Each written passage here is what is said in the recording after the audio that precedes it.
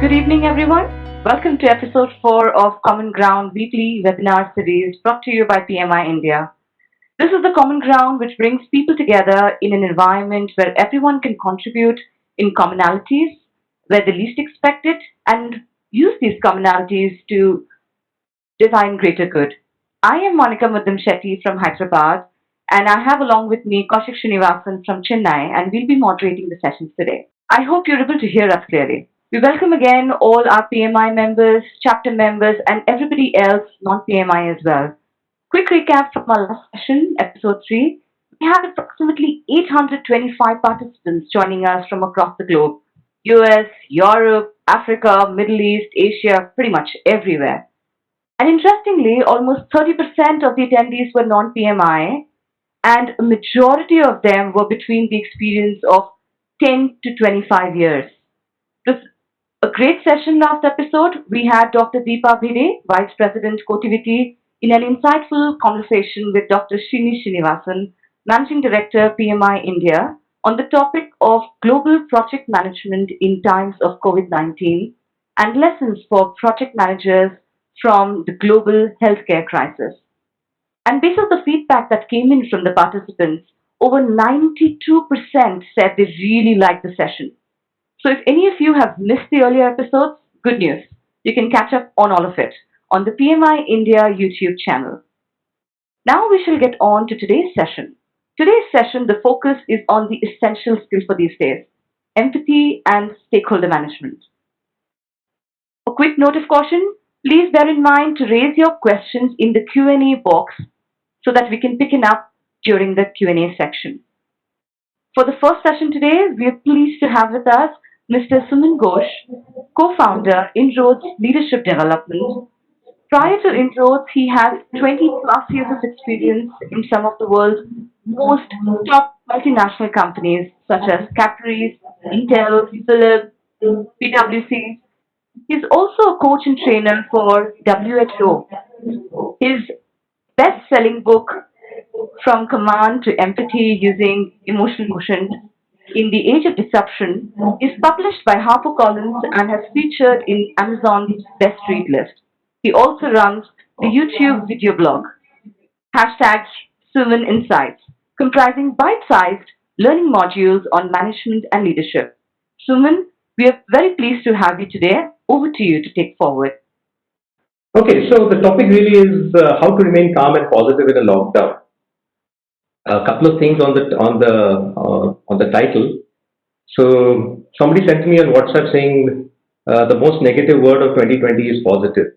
So I realized it a little later. So really, we are talking more about positivity and we're talking about optimism. And the word lockdown, hopefully we'll come out of the lockdown soon. But what will not come out is probably a crisis for a while. So what we're going to learn today will definitely help us down the road as well. So the question that comes to the mind is, why don't we already know about this? That it is. If I ask each one of you, you have your own ways of coping. You have your own ways of coming down. So why do we need this? In fact, I did a Google search on just this topic, exactly verbatim, and I came up with 10 million results. So it's all out there, and somebody can just read it and understand it. So why do we need to get more into this? Where is the issue? I think the issue is more around, in my mind, is what scientists call the knowing-doing gap. What we know is not necessarily what we do. So anybody who's taken a New Year resolution knows exactly what I'm talking about, right? So we started on the 1st of Jan. By the end of Jan, it's already fading. And by the way, the gyms know this very well because they give you a yearly contract, which you sign up at the beginning of the year. And people are very gung-ho. They go there for January. By February, it kind of starts tapering off. So what's going on there? So something is going on. And it could mean anything, right? Let's say even smokers, right? I'm sure there are a lot of smokers out there in our audience. Each of them know that it's not good for them, but does that mean it kind of stops them from doing it? The answer is no. So how we behave can often be not aligned to our values and our beliefs. And I find that itself very fascinating, which is what makes the topic so fascinating. So, for instance, I might know something, but I might not understand. I might understand, but I may not be convinced.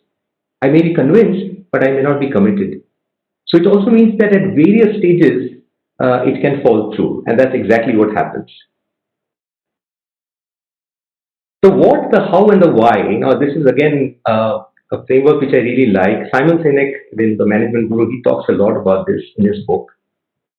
He says start with why, which is the one right at the center. And I think this is very powerful. If you look at in India primarily our education system also, we don't talk much about the why. Whatever we've been taught, it's more about the what and the how, but never really question the why.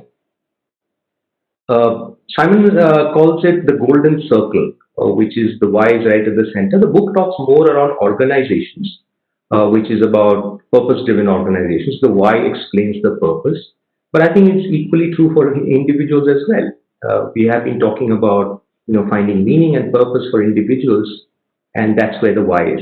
Why I'm showing you this is that I can talk a lot about the what, and there's a whole bunch of material out there.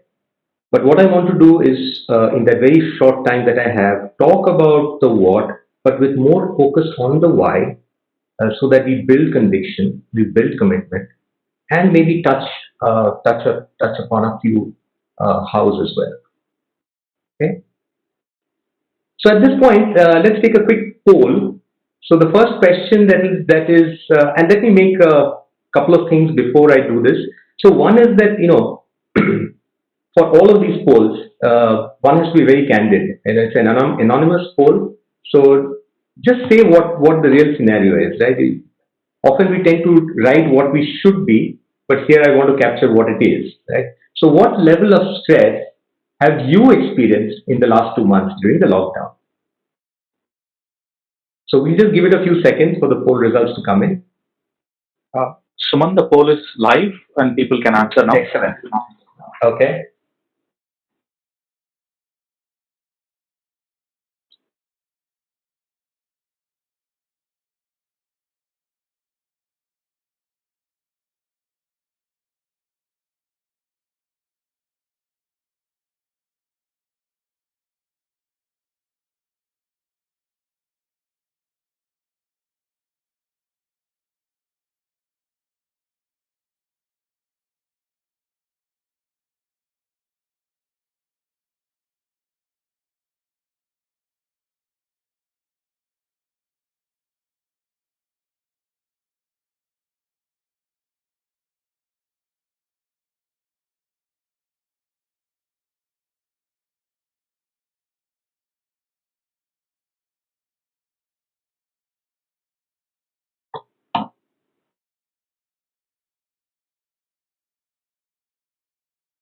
Okay, so the poll has ended. So can we see the results?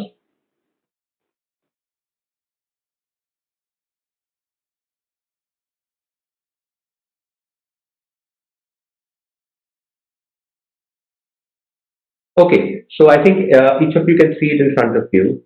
Uh, Interesting that the low and the high are both kind of small, 100 on 640 odd, but the highest is about moderate, which is about 280. By the way, there's also no answer for 148. So essentially, what this means is that for most of us, a majority of us joining today, there has been moderate levels of stress. Let's go on to the next question. The next question is really about focus. So, do you find it more difficult to focus during the lockdown? It's a very simple yes or no answer. You should have the poll in front of you now. Suman, just to answer a few questions that have come in, the poll will flash on your screen, or you should be able to find it on the right panel for few people who are trying to look for it. It should be on the right hand side of your screens, or it would have flashed up. Thank you. Okay.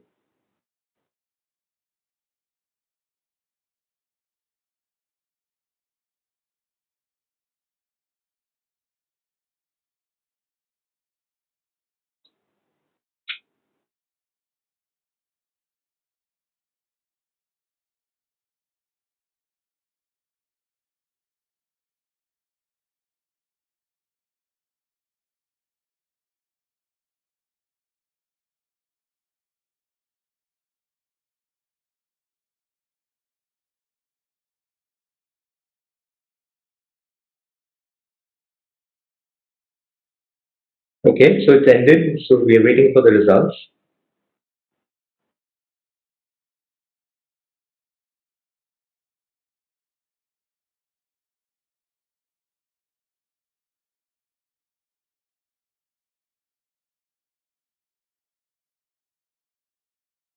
Okay, so that's very interesting. So we have kind of a split between yes and no, right? So it's about half and half.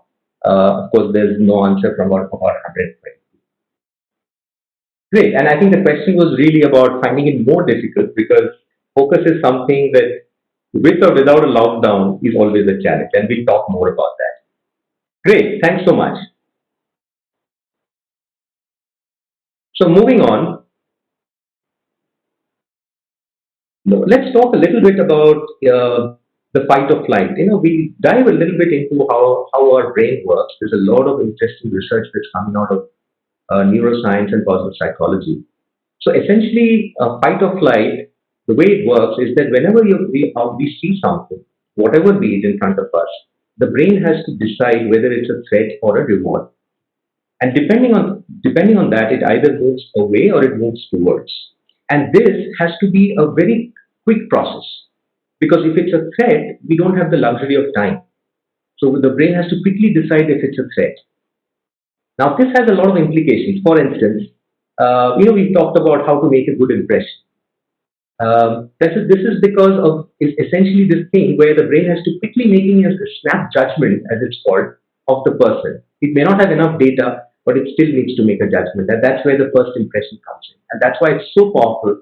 The first impression. It's very difficult to change first impressions. Daniel Kahneman wrote this book. He's, by the way, the Nobel Prize winner in economics. It's a brilliant book. For some of you not read it, I would urge you to kind of pick up a copy and read it. He talks about this thing called thinking fast and slow. It's essentially drawing on the same principle where the thinking fast is this brain's, the snap judgment that the brain has to make, which is very quick, which is very instantaneous. And the slow thinking is more about where we use the normal thinking process. Now, what happens in that is that, and he talks about extensively in the book, is that because it's a snap judgment, because it's very quick, it may not have very high accuracy. So what we think slow and what we think fast, there may be a difference. What it also means that a lot of bias might creep in. And this is a word that I'm going to use quite often. Human beings are full of bias, right? And this is the first bias that we are seeing, and we'll look at some other biases as well. Okay, at this point, let's watch a short video and basically to understand what a stress response really is. Okay, so jumping back in, I hope you were able to catch that video. It's a small one, but it says some very interesting things. It says that stress is a survival mechanism, and there's nothing wrong with it. It basically gets you out of danger and does it very quickly. Uh, it's not a bad thing unless it becomes chronic, and he was talking about that 21st century. So it's more like a survival mechanism where a lot of bodily functions change instantaneously. So how does that work? So if you look at what's happening within us, the central nervous system is basically pumping out a lot of stress hormones like cortisol and adrenaline. You've heard the word adrenaline rush, so that's an hormone. The heart beats faster. We breathe more faster. We breathe faster because that's the body's way to get more oxygen into our blood, into the different parts of the body. The muscular system also helps because the muscles tense up to protect ourselves from injury. The digestive system also comes into play. It releases extra blood sugar, which is glucose, for the extra boost of energy.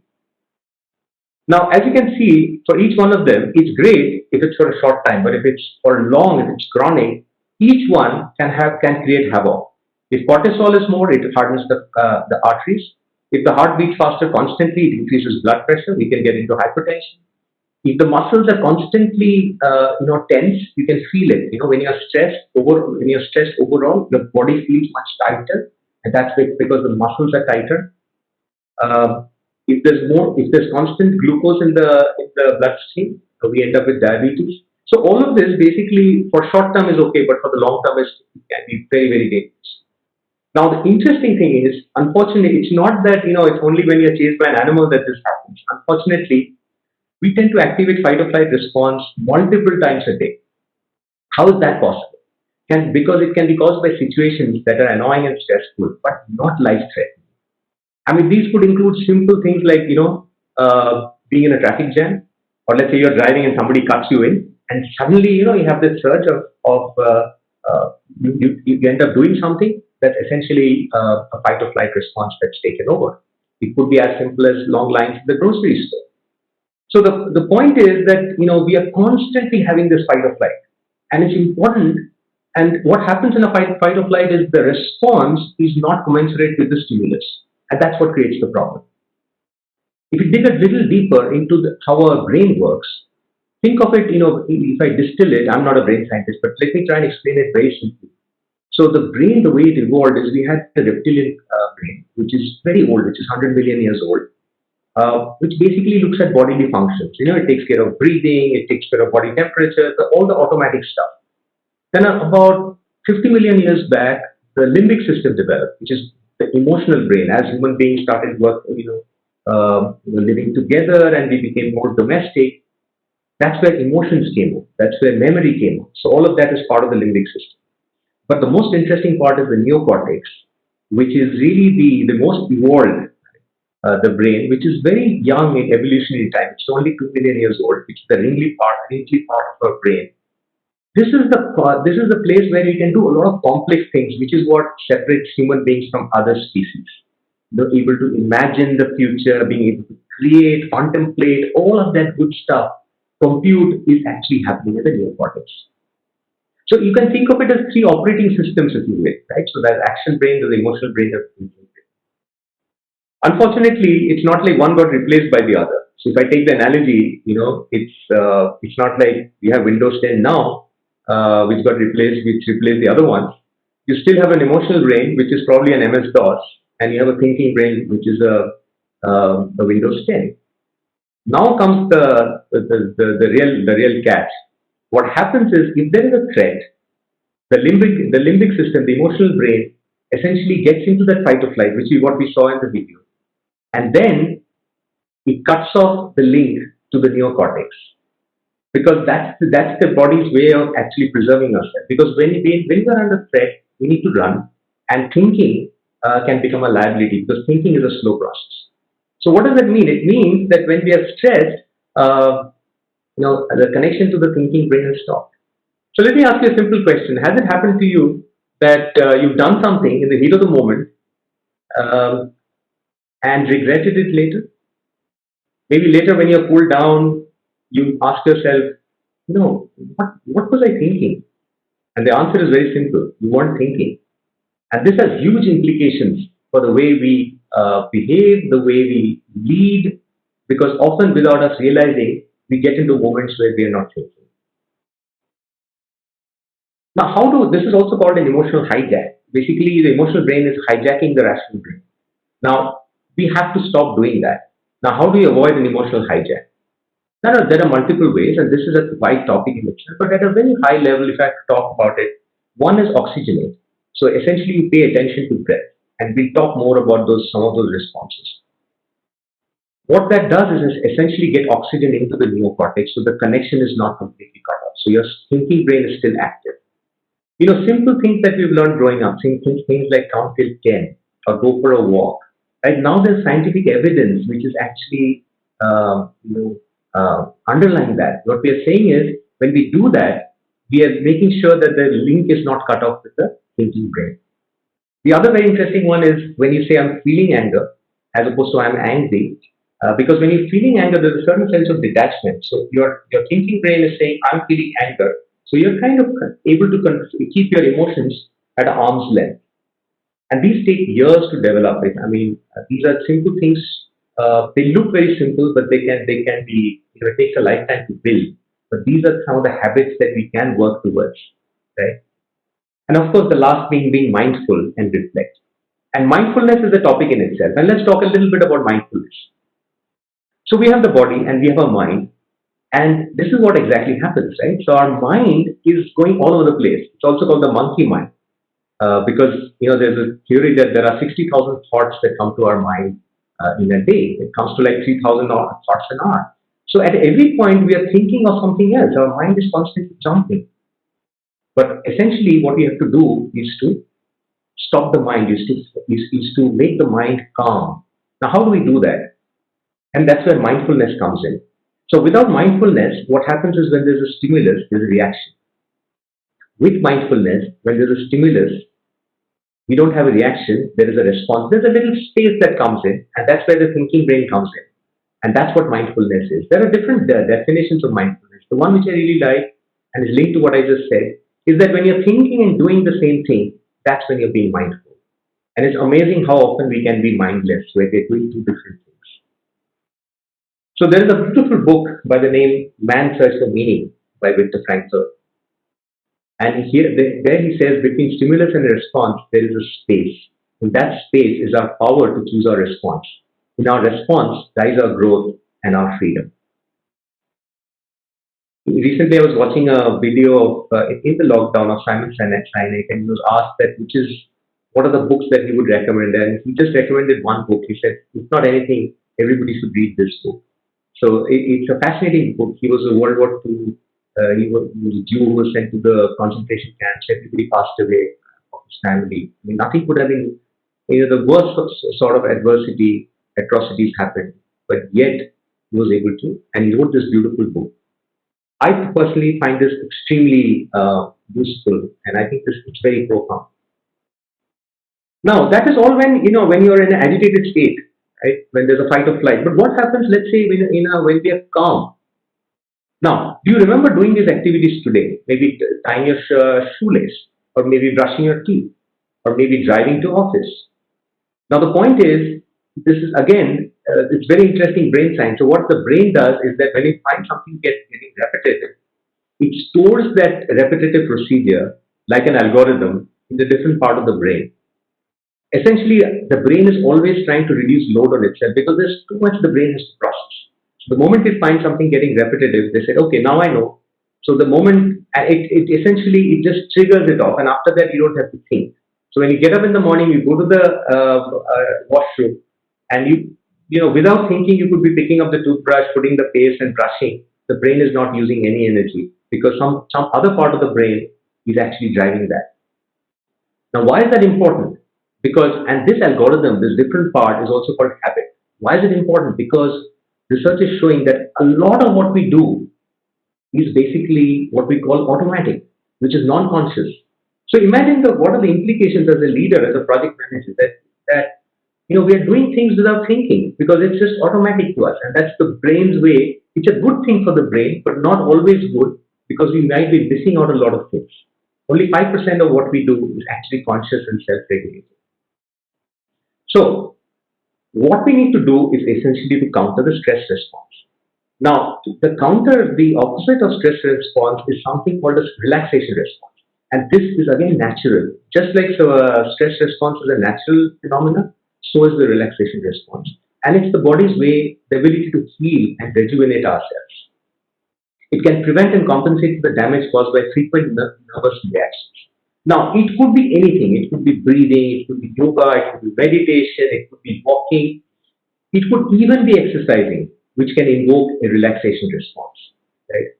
So I'm sure all of us do, some of these things, right? Some may be into meditation, some may be into yoga, but essentially, end of the day, all of these are nothing but relaxation responses.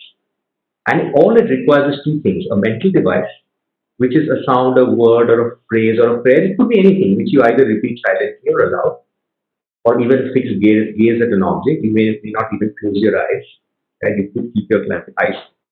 And a passive attitude, which is not worrying about how well one is performing this thing, and simply putting aside distracting thoughts to return to one's focus. So all of them essentially try to do one thing.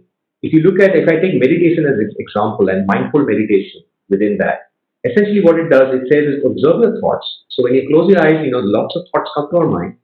We observe them, and then we focus on our breathing. When we're doing that, we're doing something called anchoring, which is essentially to bring your focus back on that breath. And then you let it expand again, and then you bring it back to that focus again. So it is the brain, essentially what you're training the brain is, in spite of all the stimulus, to be able to focus.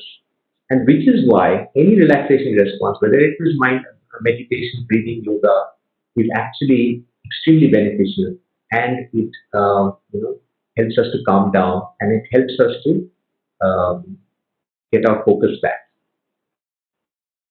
Now, unfortunately, we won't have time. Otherwise, we would have done a deep, a quick breathing exercise. Um, it could be a breathing exercise. And it need not be very big. It could even a 5-minute breathing exercise. The benefits are immense. Now, we will skip this in the interest of time. I'm also looking at it. I was thinking of squeezing in a 2-3 minute breathing, but that looks a little difficult. Suman, sorry to interrupt, but if you want to do the 2-3 minute breathing, we should do it. You have time. But I may then need another 5 minutes if that's okay. Go for it, Suman. Go for it. I think this is trying interesting. Excellent. So why don't we all do this? Okay. So there are different types. So let's. So all I request you to do is just sit upright, relax your shoulders, be completely relaxed, put the feet firmly on the ground. You can close your eyes, but you can keep it open also as you wish. We will do what is called a 4-7-8 technique. So exhale all the air out through the mouth. Inhale through the nose. Take a deep breath, counting 1, 2, 3, 4. So essentially what we do is we count till 4 while we are inhaling. Once you inhaled, you hold the breath and count till about 7. And then we exhale. While we are exhaling, we count from 1 to 8. Right? So it's very simple. We inhale from saying 1, 2, 3, 4.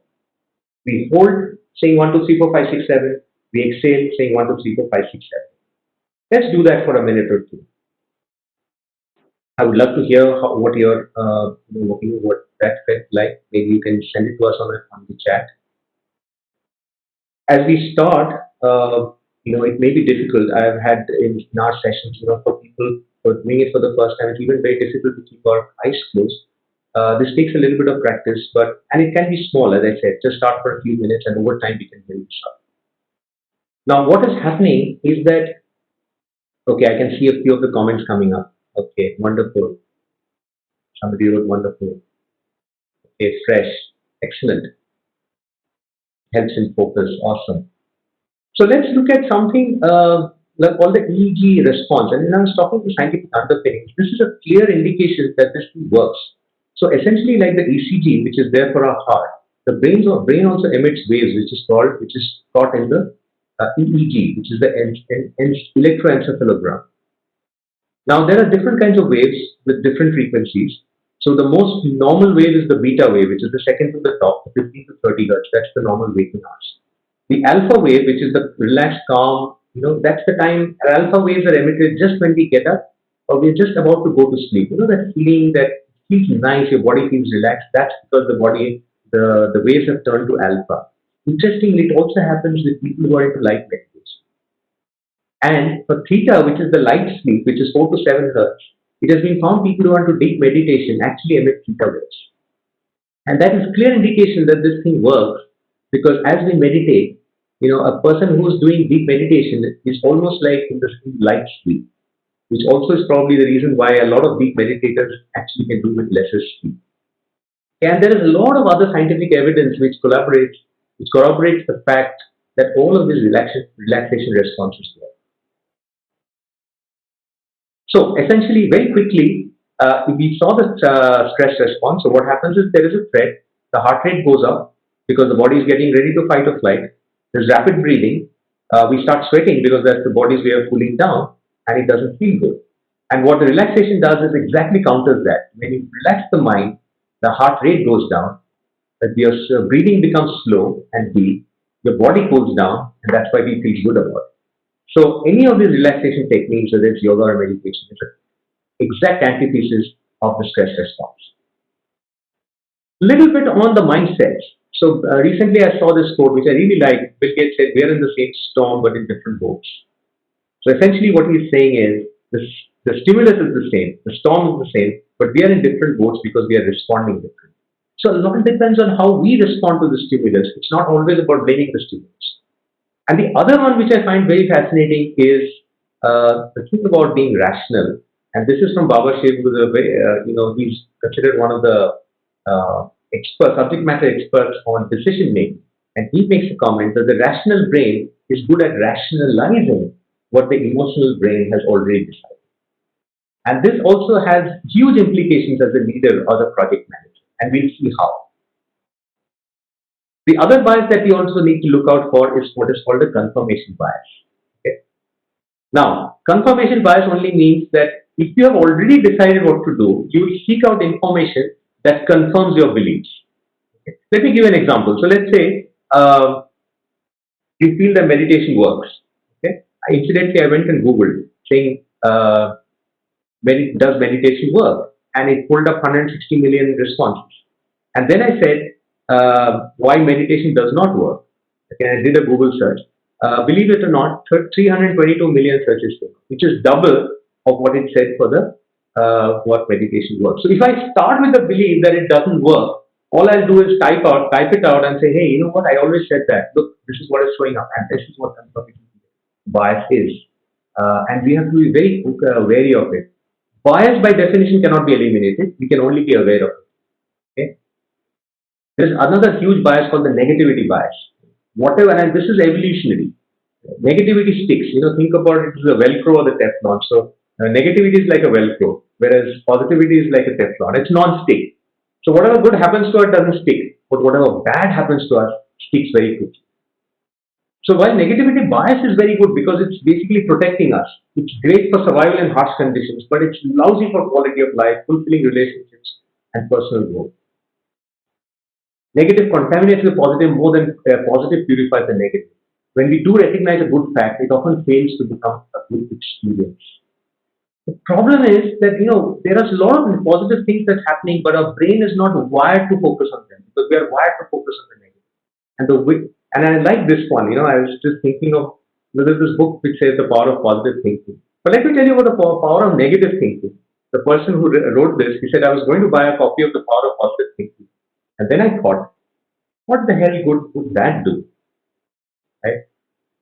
So the point is, the negativity is always there at the back of our mind. And what the hell good is that inner voice which is talking to us. All of us have an inner voice, and more often than not, it's an inner critique that's talking to us. Okay, so it's again like a bias, we have to be aware of it. We have to listen, we have to be mindful of that inner critique. Okay? And be able to be rational. So this is another exercise. The best way to compensate for the negativity bias is to regularly take in the good. And the reason why I told you a lot of this other stuff about the bias and all that is that if you're convinced that this doesn't work, your confirmation bias will show it. But believe me, this works.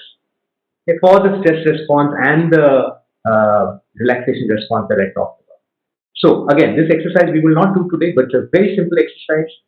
Maybe after the sessions you can do this. It's very simple. All it says is, what am I grateful for today? This is actually taken from Greater Good Science. The University of Berkeley has a very good site focused on that. There is this question, and it has a set of questions for the lockdown during the pandemic. We can definitely focus on that. And this is very, very powerful because by training ourselves, when we do this day in, day out, what am I grateful for today? What are the 3 good things that happened to me during the day? Maybe we can write a diary, like a gratitude journal. We're essentially training the brain to focus on the positive and not necessarily focus on the negative. Okay, so great. So I'll end here, and I know it's a very big topic, but I'd like to hear the questions. Thank you, Suman. We have a few questions coming in. The first one is from Yamini saying, very often we come across pressure and stress situations while managing projects. How do we manage that to avoid stress and inappropriate responses? Yeah, so that's a question I think that is applicable for all of us. And Yamini, I think a lot of the things we talked about will be applicable here. So when we are under a lot of stress, what is happening is we have to be very aware of the fight or flight which may be taking place. And we have to be conscious of the fight or flight and be aware of it and be mindful of it and be able to come out of it. Otherwise, the response will be such that we will act in haste and only repent later thinking what was I thinking. Right. Sorry. The next question is from Abhinav Can you re-emphasize on the thinking fast and slow approach and which is better? So, the thinking slow is obviously better if we have the luxury of time because that's where the neocortex is activated. That's the real powerful. Remember, that's the Windows 10 of our operating system. But unfortunately, we are biologically wired to thinking fast because the brain has to make a snap judgment because it's an evolutionary thing, it's a protective thing. So even within that, what we'll have to do is make sure that even within the snap judgment, we'll have to balance the two. We'll have to make sure that a fight or flight is not taking us over. There's no emotional hijack that is coming over us, and to be able to actually, even within that stressful situation, be able to think straight and keep basically the neocortex active, the thinking brain active. A lot of professions actually teach that. Like, for instance, a pilot, right? They're trained to do that because, in fact, they have a term for it. They call it disciplined calm. I don't know if you saw that movie called Sully, Sullenberger, right? Who basically landed the flight on the Hudson. If you think about it, there was a complete panic attack. I'm sure everybody had that panic attack, including him. He had a very quick decision to make, whether to land that plane on the water or to basically approach Teterboro Airport, where he was given clearance to land there. But he made that snap decision in spite of immense pressure because they're trained to do that. Thank you, Suman. There's one more question which has come from Arul Prakash. Interestingly, it says that we know how to identify now for ourselves, but how do we make out that the other person is stressed and how we can help? Excellent question, Arul. One thing I would like to say is, I started with the why question, and the question, if I had more time, I would have focused on is that why is it even important for us to be calm and positive? Right? If I say, look, I'm a project manager, I'm heads down doing my work, so what if I'm stressed, but I'm getting my deliverables out? How does it matter? Well, it matters because of something called, something called mirroring. So essentially, we mirror others' emotions. And there's a whole branch of science which is about empathy and mirror neurons. So a short answer is, when we are calm, when we take care of our inner world, we are calm so that we take care of our well-being. But as leaders, it's important we are calm because when we are calm, our team is calm. When we are energized, our team is energized. Whereas when we are anxious, our team is anxious. And a lot of people don't get this, and this is something which basically is the mirror neurons at play. So as a leader, we have a huge responsibility of being calm so that everybody around us is calm. Thank you, Suman. In the interest of time, I think we'll have to just stop the questions for now. And we are hoping that they can connect with you to take forward further questions. We have a lot of questions coming in. I think people are eager to get to know more about the session, but we will direct them to you to take up further questions directly. Great. As we go through, Suman, any wrapping up pointers that you have from your side? Yeah, so I just have maybe one slide which kind of summarizes everything. Maybe I'll just flash that. And just give me 1 second. Let me put that up again. Yeah, do you see the slide again? Yes, it's loading. Okay. Okay, so let's summarize. So what did we say? First is that avoid emotional hijack. We have to train our brain to do that. Be mindful. Be aware of the autopilot because often we are on autopilot without thinking. We do things without thinking, and be aware of your inner voice or the inner brain. Now, also choose a relaxation response. I'm not saying you need to pick one or the other, but choose something, right? And it could be something as simple as a walk. You train yourself to actually relax during the walk. Having done that, be clear of the why, because it's not good enough to be convinced, it's important to be committed. And unless we are clear on the why, our commitment levels will not be there. Having done that, be aware of the bias, including the confirmation bias. It's a very, very powerful bias. Believe me, if you decide that this is not right, you will rationalize to yourself that that is not right. And we have to get out of that. Which brings me to the next point. Be rational, don't rationalize. Okay? And this is something that impacts all of us. And of course, now that let's say our attitude is fine saying, okay, now I want to do it. But does it mean we'll still do it? Remember that guy who signed up for the gym membership? The point is you have to get out of your comfort zone. It's very important. We have to constantly stretch ourselves. We have to get out of the comfort zone, and we can start small. The motivation theory is now saying everything can start small. It needs to be a micro thing. It's based on something called a progress principle. Our biggest motivation is when we make progress. And when I say small, it doesn't mean that hey, instead of doing a 20-minute meditation, you do a 10-minute meditation. No, I'm saying even do a 1-minute meditation. That's micro. Okay, but you need to do that constantly so that you get your body because your mind gets accustomed to it, and over time, what happens is it becomes a habit. Remember, the habit is it's stored in a different part of the brain. So then suddenly you're not relying on willpower. You've built a habit. Anybody who goes for a morning walk will understand what I'm saying. They don't have to think through it. They get up, they wear their shoes, they wear their stuff, and they go for a walk. It's involuntary. It's like brushing their teeth. Okay? And last but not the least, get started. I would like to end with a quote which says, "You don't have to be great to start, but you have to start to be great." Thank you so much. Hey, Suman, thank you so much. Can you just move on to the next slide with your contact? One question that's come from everybody, Suman, is what's the name of your book and where they can find it? Okay, so let me just flash my this thing once again. The deck. Can you see it? Just coming up. Yes, it's up now.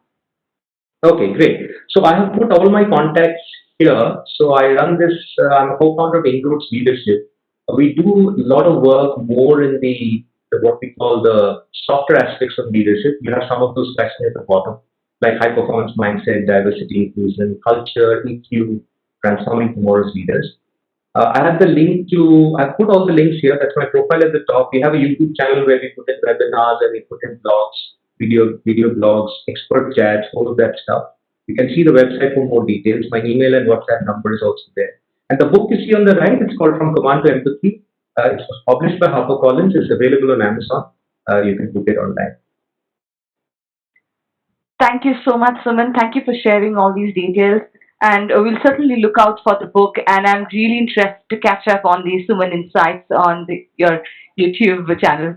That's going to be really interesting. And the session today has been an eye opener. I think a lot of us are stressed. We don't think there's so much that we can do. We just fall prey to the stress that comes our way. Thank you so much for giving us so much practical advice on how to deal with it, how to deal when the others are facing it.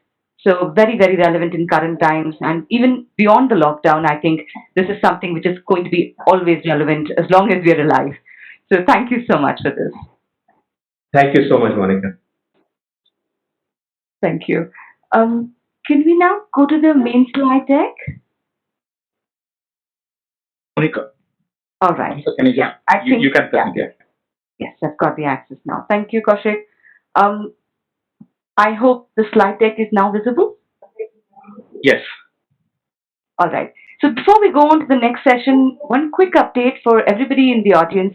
Did you know that there are a whole lot of courses that you can take up, which is being offered by PMI? There are a lot of free courses, there are a lot of paid courses, and there's a mix on the PMI website. You can look into this link that is shared on the slide right now and get more information. We also have the basics of disciplined agile, which has recently come up, and there's a special introductory pricing, about 15% discount on the actual pricing, which is available only for a limited period of time. And then there are a few others which are on the screen: project management basics, digital transformation, and leadership essentials. All great things to work on while you're on lockdown. Utilize the time to upskill yourself and being ready so that you are a better person, a better equipped person to deal with things that are coming your way after the lockdown when you're getting back to work. I'm just holding on to the screen for a second while you just make a quick note of the link.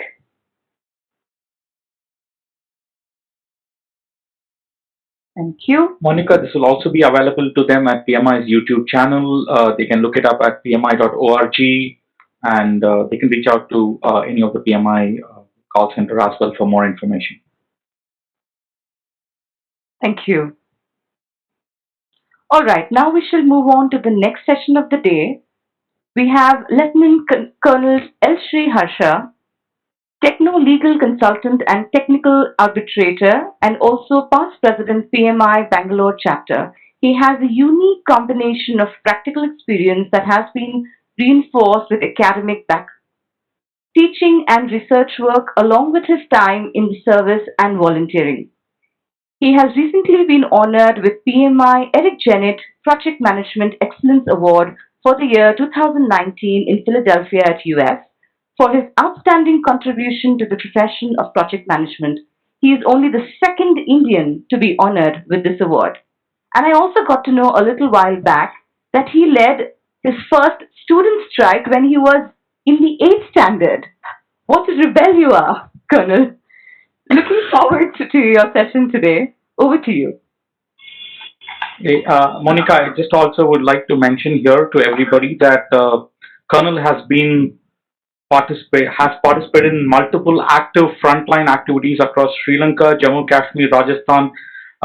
So thank you, Colonel, on behalf of all of us. Thank you for being part of the armed services as well. Thank you very much, participants from various parts of the world. Today, after hearing Suman's talk where he's trying to calm you down, I take you through a roller coaster ride of how you can ruffle feathers for others or get ruffled yourself by others as a project manager. The life of a project manager is a juggler's act. You can't be stationary, you got to keep moving, and as you move, you got to decide which ball to hold, which one to drop, which one to park it aside to pick it up later. So the agenda for today is just to understand the dynamics of stakeholder involvement and also to see how you can manage the involvement of your stakeholders to the advantage of the project. I'll quickly cover it up under these heads, a bit of theory and then reality of what happens and then how you practice it, and then we'll move on to the Q&A. Now, the theory part, I'm sure all of you are aware of. All these things we have studied in the PMP certification or in some management courses, so I'll not dwell on that here. Now we'll come on to the reality, what actually happens. The first and foremost thing is a confused state, lack of preparedness. Most of the projects, which even I have worked on, we hardly spend any time on doing all those activities of stakeholder assessment, stakeholder register and all that. It's there, it remains only on theory.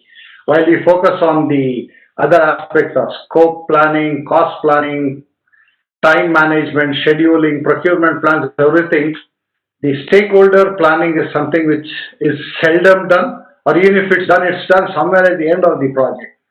Now, what are the indicators that this is not being done? First one is at the start of the project, both the project manager and the project team don't know whom they are dealing with.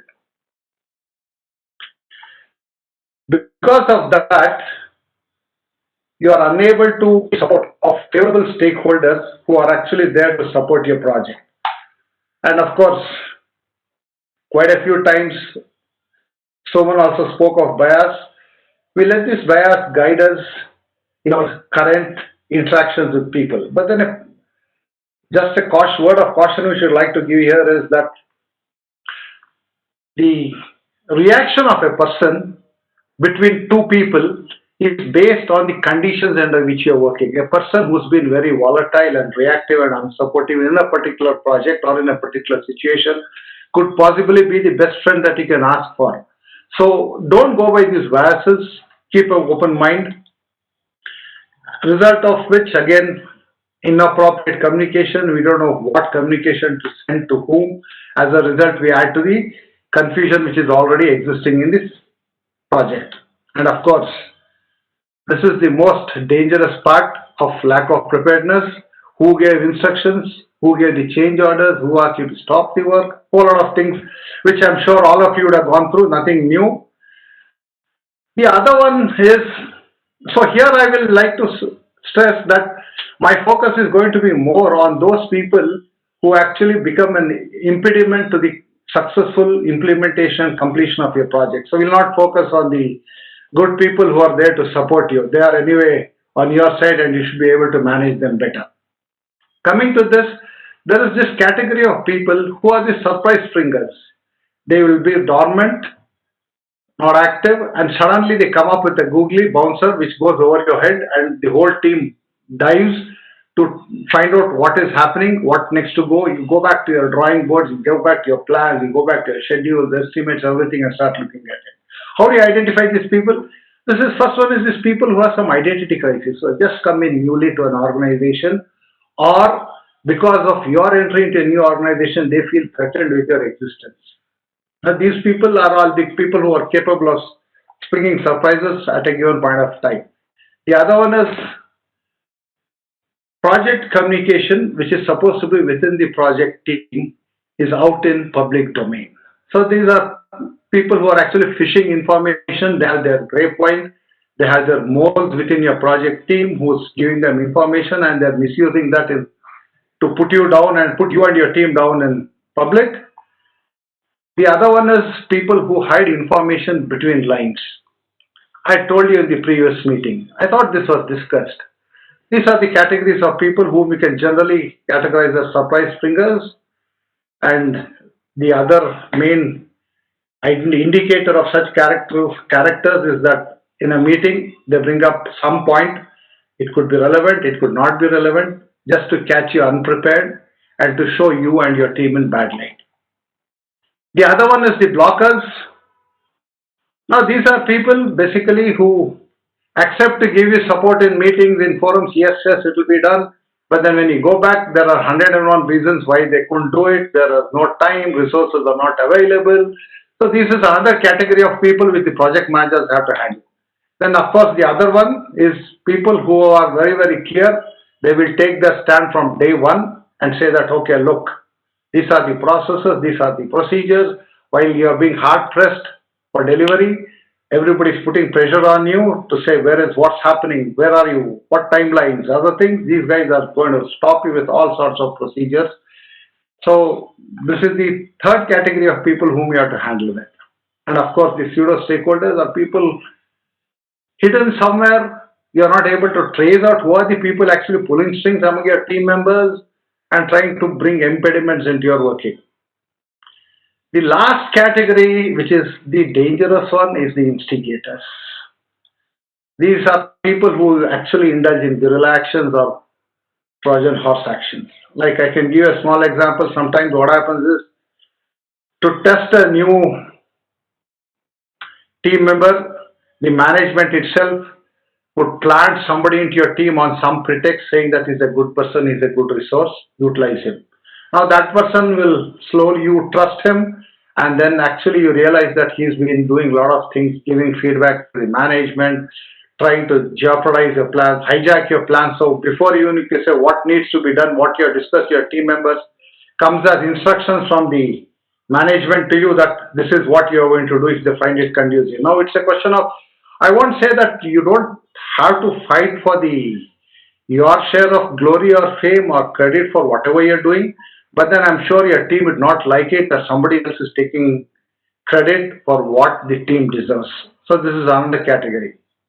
The other one is, of course, you have some seniors or they disgruntled a lot. The other indication is suddenly some team members start becoming very active. People who are not who have been dormant, who are not taken interest, they suddenly started playing an important role, trying to fish out what is happening, going and sitting and discussing with other people what's happening on the project, all this stuff. And of course, people who find sudden interest in what's happening in the team, they suddenly try to come in as your well-wishers. So these are all people who could brew trouble for the project manager. So what I'm saying is, these are indicators which you have to keep at the back of your mind when you're dealing with people. People dealing is not an easy task.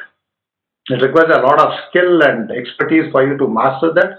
But as a starting point, possibly you can just keep track of these things or correlate this to what has been happening with you over the years on your project, and possibly this will make sense to you as to where we are headed. Right? So in theory, there is always no difference between theory and practice, but in practice, there is actually. Here I would just like to steal a small statement from Goldsmith, who says that the challenge is not in understanding the concept of stakeholder management, but in practicing what you have understood of stakeholder management. So with this, I'll just quickly run through the practice part. You can summarize this into three big buckets. One is how you do behavioral analysis of your team members and of the various stakeholders, and professional excellence to counter these negative forces which are trying to jeopardize and upset your performance and the performance of your team. And of course, communication is the key. I'm sure all project managers are read when they took up some of the certifications that project managers spend more than 90% of the team communicating. Where you communicate, I'll just show that to you in the next couple of slides. The first and foremost thing as a good practitioner of project management to control your stakeholders and have the situation under control is to get out of your comfort zone and be at the center of action. That's what I think even Suman said. And this is a management theory which has been propagated in the early 70s, somewhere in HP, where they said that management by walking around. So just by walking around, even if you don't do anything, by just being present there, a lot of things are under your control. Sometimes you may have to be in the front of the team. Sometimes let the technical leads or your team leads be in the front and you're at the back trying to get a panoramic view of the horizon in front of you to see from which direction the surprise fingers and instigators could come up and try to block the progress of your team. What are the advantages of this? First one is by your presence there, you are always accessible to the team. Before there is cross communication, confusion being created, you do the damage control by your presence. And of course, there is transparency of auctions. This actually gives in a lot of confidence, not only to your own team members, but to the clients, the customers, your vendors, a whole lot of stakeholders whom you would be dealing with. Your immediate presence there and your actions in the front, in the presence of everybody gives them a lot of confidence in your honesty and integrity for the successful completion of the project. This helps you to rally supporters and identify people who are there to support and promote your intentions. This is a very critical task which a project manager has to do, is to build your team of supporters who would stand by you in times of crisis. And it is both internal in your own team, in your own management, senior management, and your higher-ups, and also among the external stakeholders. This gives you an advantage of having your eyes and ears on the ground to pick up the noise. Who are all those people who are doing all those, silent hush talks in one corner? You may not actually intrude into them, but then this is a skill you have to learn, that while you are focusing on your work, 1 ear has to be moving around. It's like the rotating antenna which you see on the petrol vehicles or all the security cover vehicles which move around with the VIPs. So you keep your eyes and ears on the ground, observe people, and at some point of time you start deciphering a pattern in their behavior which will give you some early indicators of how to put your checks and balances into place. Of course, it is said that grapevines are not very healthy. You should not have the small groups and other things, but then all said and done, this is reality. And it is an essential toolkit of a project manager. And by being there in the center of action, you know with whom to develop your grapevine, who will give you inputs, from whom you can actually send messages to the other counterproductive groups to counter them and control them. And of course, this is the first level of risk mitigation. The second one which I'd like to tell you is to smoke out the background players. Now, in this whole context, there will be a lot of people who would be behind the scene, like the instigators and the blockers, who would not come up front. Now, how do you actually get these people out into the forefront and then make them accountable for their actions is the trick of the game. We are trying to do this practice of getting out these people into the zone. Just to give you a small example, we were doing a huge government project where there were multiple stakeholders, and at one point of time there was one elderly gentleman who was trying to instigate both the department people and the other people that the quality of the work is not good. Now, as you all know, quality is a very relative term which is commensurate with the price that you are paying to the contractor and what is defined. Now, you can't say that this is the best quality and I want the best quality. It's what you're going to pay for in projects. Now, this was for a data center, and there were a lot of electronic equipment which was being purchased, and there was somehow some input which was being into the clients. We were part of the PMC team, and the clients were being told that this is not the best, why not this and why not that. So then we had to counter them and ask them, who is the one who's giving you this feedback? Just ask him to come and explain to us if you don't know anything. The client said that he got information from somebody that we are trying to give them substandard stuff.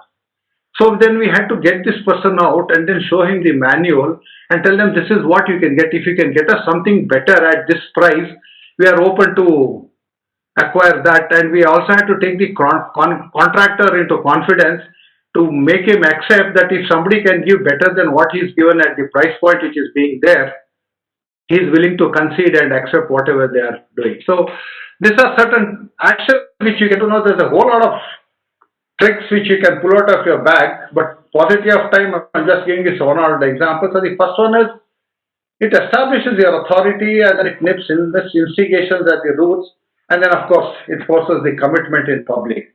With this, what happens? Sometimes you may find people who are willing to take ownership for their action and say, I can do it better. Now, this is a double-edged weapon. If you handle it correctly, you can either nip the instigation at the roots or you can find something better, someone who can give you a better output and a better deliverable. So then you take him onto your side. There's no harm in saying, okay, come on now, let's pair up and become partners on this journey and take it forward and make them responsible for the rest of the actions. Then the third one, I would like to, one of the other practices, ambush. This is again a very military strategy where you have a team going in the forward who carry the false signals, and then you have the instigators or the troublemakers coming up, and then from the back you come and block them and question them for the action. Now, this is another technique which you can adopt to actually flush out people or catch people doing wrong things, unwarranted things. People who are trying to spread rumors within your own team, trying to fish for information, with piecemeal information, trying to concoct their own understanding and conclusions about what needs to be done, how it needs to be done, all these sort of things you can counter that.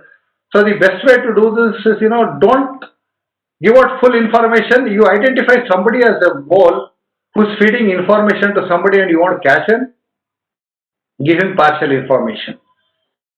It goes there, and then when you start getting drilled, that is the time then you have to say, okay, who gave you this information? No, I said it. Get into a denial mode, and then they will have to say that this is the person who told me. That's the time then you flush out these people and then say to them, okay, now is the time I'll sort you out. It's not about being vindictive. I do not recommending that you become vindictive or get after penalizing people. It's just to get the environment under control and get all these people to come and help you do your project better. So the advantages, one is it induces restraint in this group or community which is trying to create trouble for you and your team. It curbs backstacking. This also helps you to build your second and third line of leadership because you are there to stand up for them. The moment they see that you take a stand and support them for their actions, because at some point of time you may have to leverage that technical expertise to lure these people out and challenge them. So it gives you to build the second and third tier of leadership, and of course it establishes your own style and identity of functioning.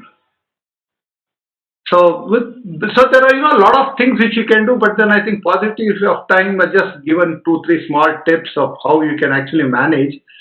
But a few skills which the project managers have to develop. First one is open communications. This is re-emphasize, stressed in almost every personality development program. It could be leadership, it could be negotiations, it could be managing teams, it could be managing meetings. Any event which is focused on improving your personality and competencies always speaks of open communication. Listen more and talk less. This is another skill set which you have to develop.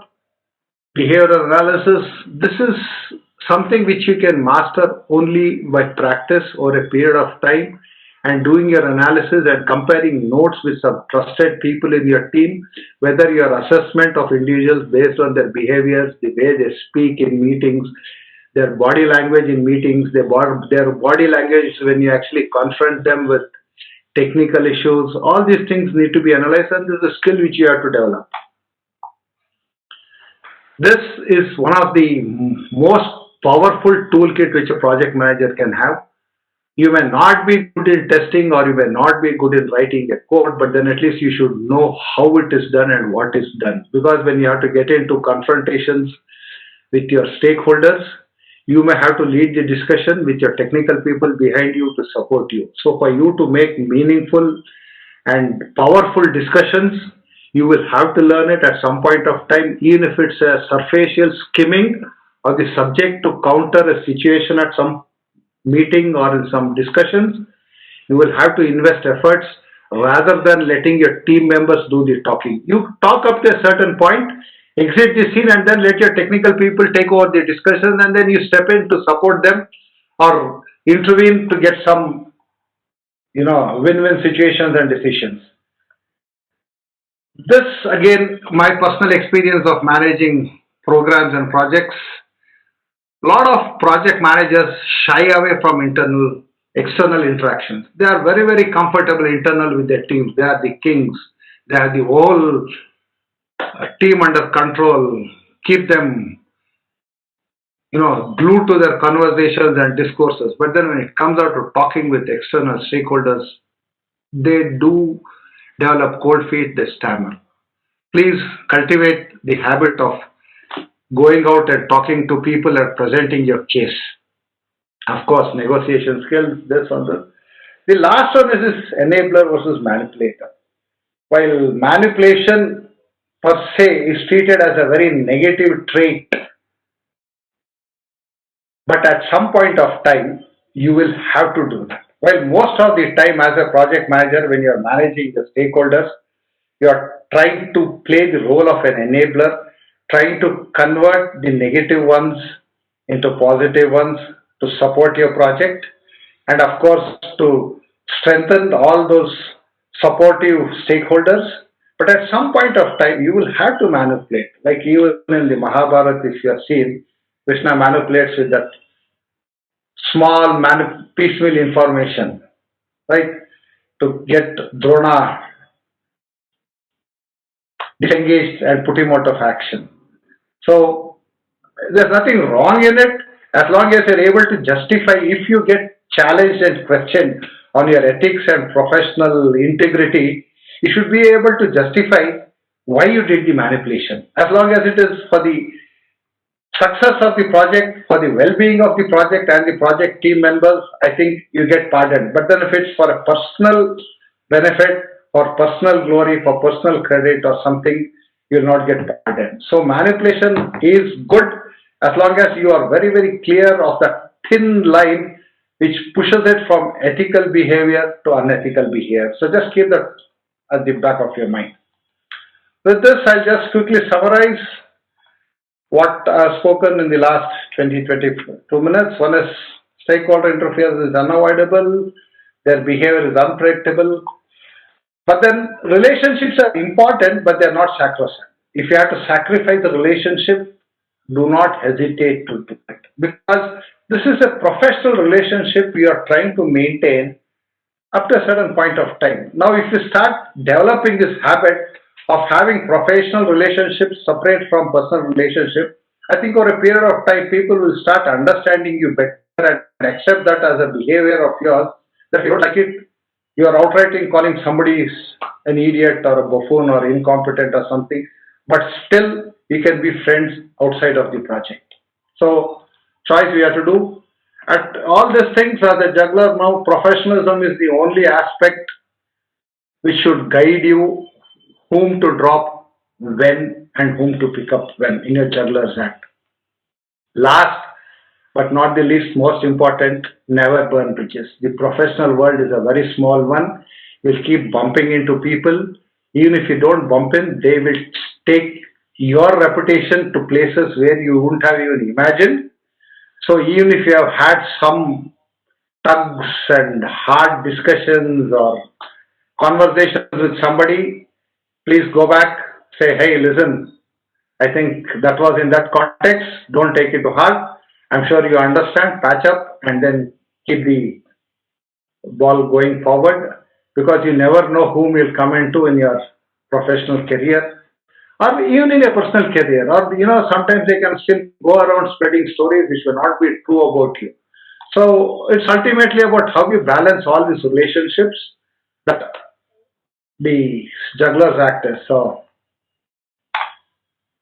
this is what I would like to close with, that as a project manager, you have to decide which club or ball to throw, how high to throw, when to catch that, whether to catch that or not, whether to let it drop, whether to hold it, keep it on the ground, and pick it up again and put it back into rotation for the next cycle. Choice is yours, but then ultimately, I think as a project manager, you have no option but to manage your stakeholders and juggle around with their expectations and manage their expectations. With this, I have finished. I'm sure there'll be a lot of questions, so I saved some time for the question answers. So I'm open now. Monica, over to you. Thank you, Harsha. Fantastic session, right? And I'm saying that seeing the number of questions coming in. Before we get into the Q&A, one more time, thank you, and to all of us, all of you who are listening in, you can reach out to Colonel Harsha on his email ID that's displayed on the screen, isri.harsha@yahoo.in, in case we are not able to cover questions or you would like to connect with him. If you can note down that email. Sir, can I just ask you to stop sharing? Then you will be in front and center, a place that you're used to. Yes. Thank you. A lot of interesting questions, and as a build up to this session over last week, we had questions even coming on LinkedIn when we announced the session. So I'll start with that because it seems to be a recurring theme. One of the most common situations that we face is, "Tu janta hai main kaun hu?" Do you know who the hell I am? And that is a classical stakeholder that we all come across, a person who throws their weight around and much senior to us in the organization hierarchy. How do we stand up to those kind of people, and what's the best way to handle them? This question has come from many people in many shapes and forms. Okay, so the first thing is, first you concede that he's senior you and he's a pop. Tell him, I know, sir, you are my coach. You can make or break my career. But having said this, I'm in charge of this project at the time being, and this is what my team feels is the best approach to manage this project. Should you have a different opinion, I would request you to kindly come and give us this advice and also take ownership for driving the project. I am willing to work under you as a technical lead or whatever role you want to give me. I will do it, and I can personally vouch both in my military career and in my post-military career, this approach has worked. Just to give you a small example, as a captain, way back in 92, 93, when we are doing a work, we had a corps commander who was almost 10 ranks above me, and he came and he was trying to advise my dozer operator, who is a master on how to operate a dozer in a particular context when we are doing some work in Jammu and Kashmir. Now the dozer operator kept listening, and then he slowly started getting disinterested. But then I realized that if you don't take his instructions seriously, then it may actually bounce back that I told you this and you didn't listen to me.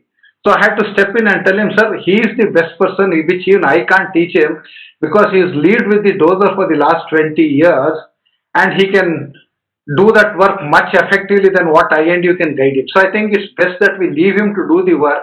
You tell him what exactly is your requirement, the how and why and when to do it, you should leave it to the experts to manage that.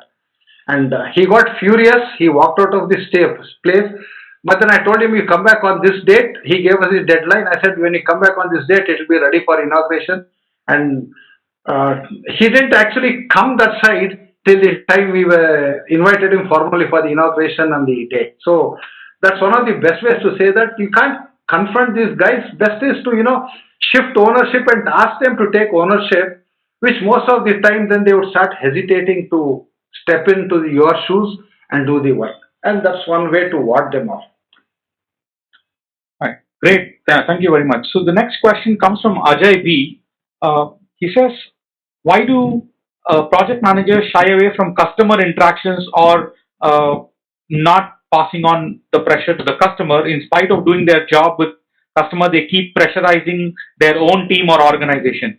And many organizations lose out on good talent because of such project managers. So how do we pass the pressure both sides when it is required? Okay, the first thing is why customer interaction the project managers don't scale up is the BD people in a normal scenario. The BD people would have promised the moon for 10 rupees. Right? And then they still continue to solicit more business at that rate while you are feeling the heat. Now, because of the accounting procedures and all that in your internal thing, you are under a different pressure line. Though he is promised, you have a different sort of pressure which is coming on to you, and if you feel best is to avoid the customer. What I would suggest is put the people who had promised them the moon, people who are expecting the moon, and then get into the negotiation. That's why I said the negotiation skill comes into play to see how best you can deliver what is possible within that, and then negotiate your way through your knowledge superiority. See, you are supposed to be the expert in that domain. That's why he's come to you to get some work done. So you have to display that dominance of knowledge over your customer, and then start dominating them in terms of technical superiority, and then counter their arguments. You don't have to be rude or outrightly reject it. Explain to them patiently, look, this is what I can do it. See, the thing is, nothing is impossible, but then there's a price and time involved with it.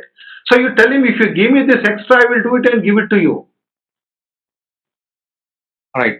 Sir, you forgot to say when we sell the moon for 10 rupees, we also offer a star free. Yes. So there are a good question here from Harihara Dharmaraja Venkateshwan. He says, how do we get, you talked about forcing accountability in public. What are the few tips that we can follow when we want to pass on accountability to somebody else, especially who is throwing some spanner in our works?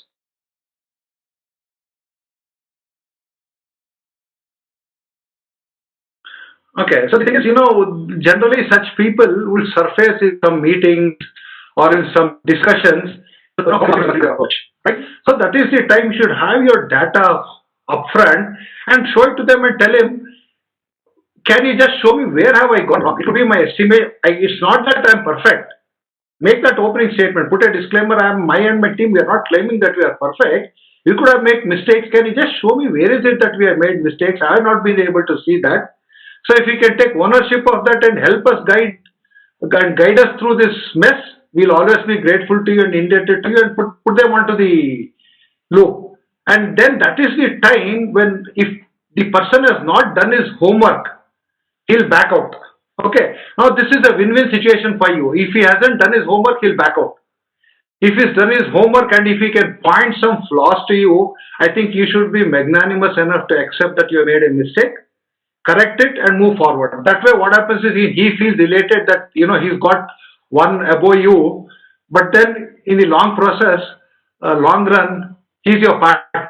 You can always go back to him and tell him, hey boss, can you just have a look at this and help me out? He'll be elated. He'll probably, to get his brownie points, he'll keep his work aside and start doing the work for you without booking time on your project and save you some revenue. All right. I think it's very evident that you do this every day when you're talking about billing hours. I think most of us join this webinar to avoid that discussion. This is a question from Prashant Upponi, and very interesting one again. How do we deal with stakeholders who are unaware themselves but inadvertently end up playing a dominant role in trying to direct or influence the project? Okay, this is something, this is where the role of the project manager becomes quite prominent.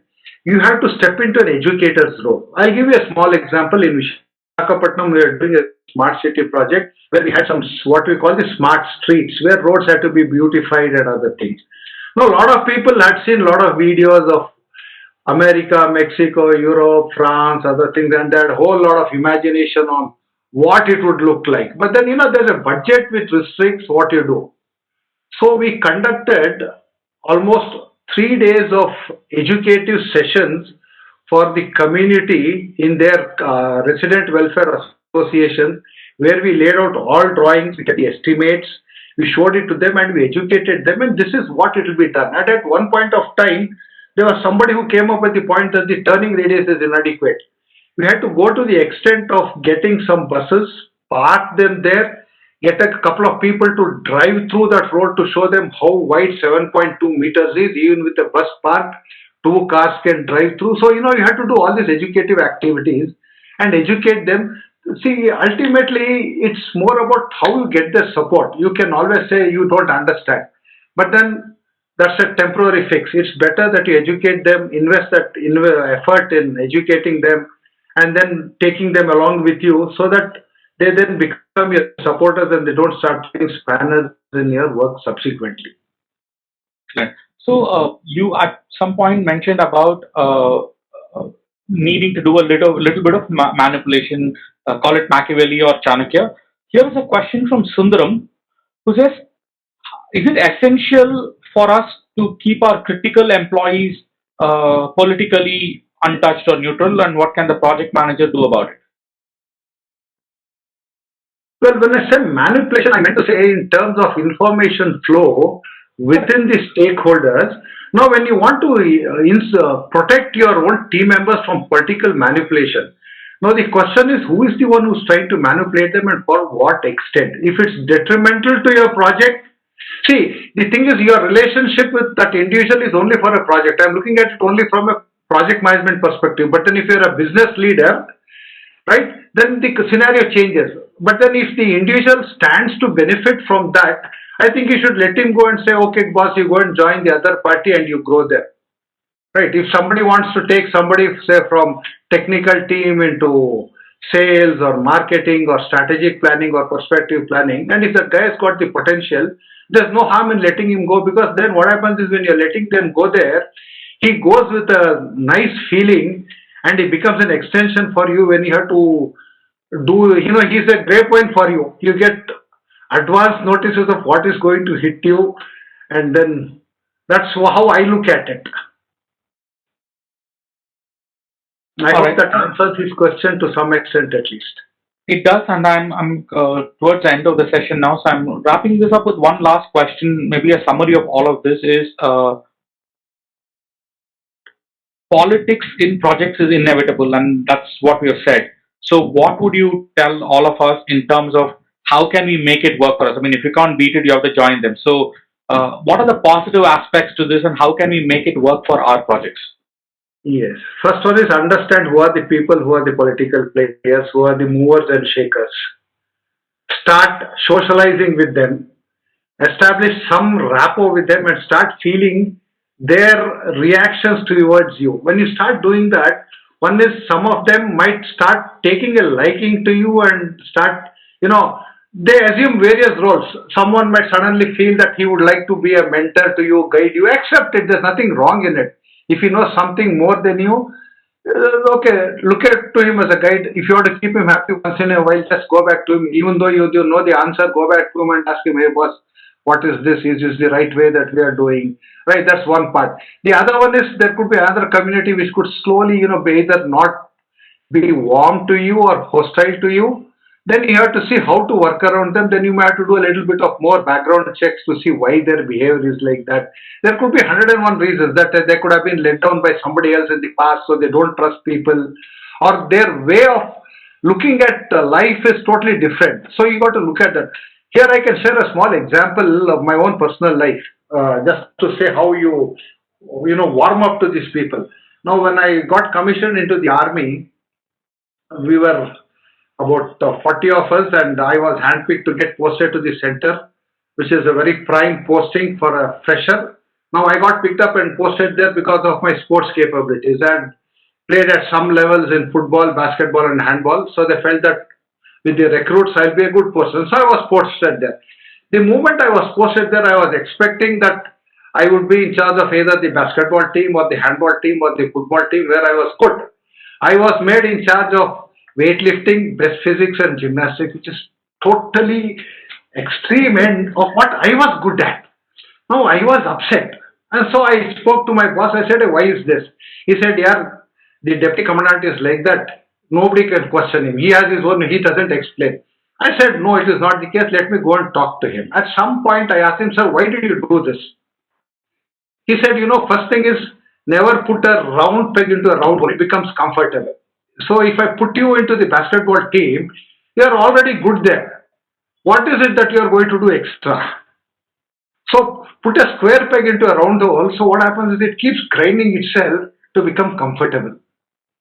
That was his approach. But then with that dialogue or discussion with him, we developed a different sort of rapport which other people were envious. Here, tu usko patha diya. Like you got him into your bag. So it was something like that. But then I realized, and this was what exactly he told, you are good in something, and I saw that you already good at three things. I said, possibly if I put you in a different role, you can come up well, like what we speak of, innovative ideas and thinking out of the box. This he had practiced way back in 1990 with me, right? And he told it when I asked him, he told me that, right? So the thing is, how you socialize with these guys and build your own rapport with them matters in the long run, because it's not a single project. If you're an organization, you have to live with these people for a long time. So it's worthwhile to socialize with them. And this happens after office hours. It won't happen during office hours.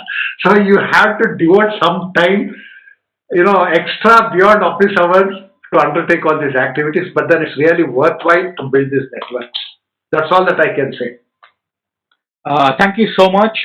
There are still a lot of questions coming in.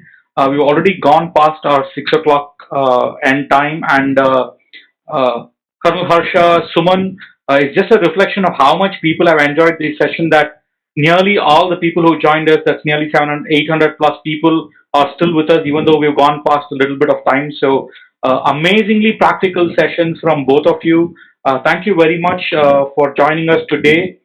On behalf of everyone, thank you again. And if I were to summarize all of today's learnings, I would say communicate a lot with your stakeholder, and before communicating, just take a deep breath, and communicate with a little bit of thinking. So thank you so much. We will wind up this session with a few announcements. If I can request all of you to stay with us for a few more minutes. This is the important information that many people have asked, the PDU codes. You can see it here on the screen. You will also get it on email. You can also look it up in the video that will be posted on the PMI's YouTube channel in a couple of days. Right? You can do the self-claim yourself depending on your certification. On this note, I'd also like to invite you all to join the PMRC 20, which is the regional conference for this year. This is going to be held on 20 and 21st of June between 3 p.m. and 7 p.m. 2 days, 4 hours each. You can register now. The registrations are open. You already got about 300 registrations, and we are looking to see more of you join. You can look it up at pmi.org.in/PMRC20. Registrations are open, and this promises to be 8 hours of amazing knowledge sessions.